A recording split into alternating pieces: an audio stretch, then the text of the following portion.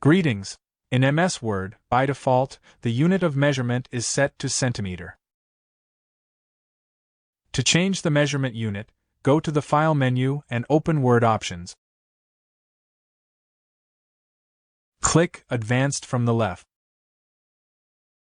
On the right, scroll down to the Display section.